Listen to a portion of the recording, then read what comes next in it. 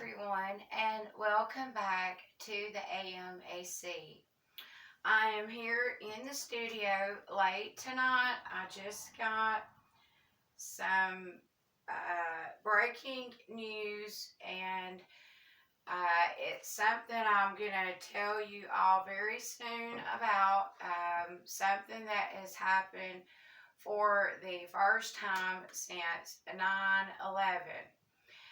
Now, I did not hear it on the evening news tonight, so to some of you, this may be new news, and to some of you, you may have already heard. But I had not, and actually, this is something that happened yesterday. Um, as you all heard tonight, for the second time, North Korea has launched a hypersonic ballistic missile, and uh, it went over 700 kilometers, and that's approximately 500 miles that this covered. So that is that, and the Japanese and Korean military detected this and alerted the United States. Thank you, Japan and North Korea, for doing that. Also, what the major reason I done this report was because all air traffic control was also stopped for 7 minutes during the launch of the super uh, hyper the hypersonic ballistic missile. So this happened yesterday, but the here in the United States, they didn't make any mention. I haven't heard any mention of a hypersonic ballistic missile being launched for the second time by the North Koreans. So, and I did not hear also about the air traffic control. They could not go to the altitude of 32,000 feet and or their highest altitude.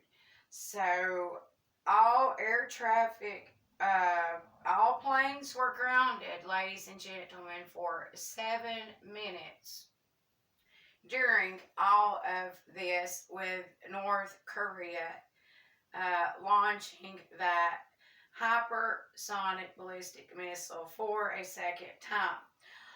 Okay, I want to quickly cover a couple other things, actually, and it may be more than a couple. Let's see. We have, okay, the Russian ultimatum. With something about the Russian demands. I do not know anything about these Russian ultimatums. I had to hear all the way from an Israeli news source in Israel to find out this news here in America. So I do not know much more than that at this time to tell you all on that. But also, I want to cover a little bit about the Iranians and Syria, just for a brief moment.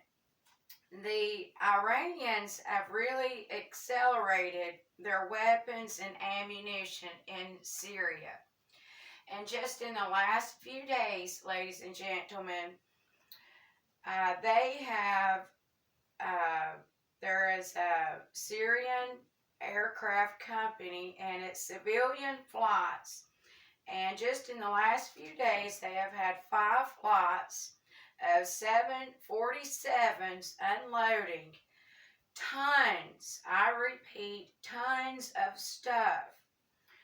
So also those negotiations with Vienna, something about there may be a breakthrough with the U.S. I do not know why the U.S. is playing around with the Iranians, uh, still dabbing with danger. I do not understand because there's not going to be a negotiation with Iran, period. I mean, as soon as the paper's signed, you might as well take it and rip it up. Nothing, they're not going to honor any negotiation with anyone. So, anyhow, also in Syria, the Afghan Shiites coming, they're coming and changing the population, giving them an ultimatum. I guess they got to convert to a Shiite. So, U.S. still playing with the danger there a little bit. And South Korea is upset. It was quoted by a South Korean uh, political figure there saying in his candidacy speech, South Korea said that they must attack North Korea for the launching of the missiles. So this was the other day. So I guess that's going to up that campaign possibly a little more. I do not know. And I'm going to dig in.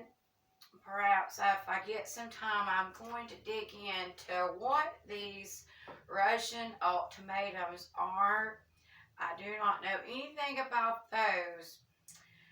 But when I do want to get that information out to you all as well. So I do repeat on the breaking news, all planes were grounded during the launching of the North Korean ballistic missile, and no planes were up in the air for 7 minutes, and this has not happened since 9/11. So I just wanted to let you quickly all know this, and as soon as I get information, I will get it out to you, because there is something huge is about to explode at the Russian front, from what I'm hearing. Um, there are just more and more troops showing up, and their ultimatums. I guess we will find out a little more about that perhaps at the end of this week. So I do hope this was good news to some of you, and for those of you who have already heard this, I hope you got something from it. And that will wrap it up. I do have some more Middle East news, but I didn't really want to do another update because I knew there was going to be another one sooner. In fact, there will be many, many more, I'm sure. They're just fastly approaching at warp speed, and all eyes are over there right now, and there is civil unrest. We have no government, no leadership, no trust between people and government versus people anymore. It does not seem to be. So, ladies and gentlemen, let's keep all of this in prayer, and that will wrap it up on tonight's news update. And as always, and until we meet again, may God bless you and God keep you.